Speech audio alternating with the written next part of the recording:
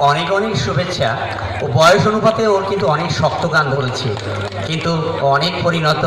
ওকে অনেক অনেক শুভেচ্ছা জানাই, ওর উন্নতি কামনা করি। এবারে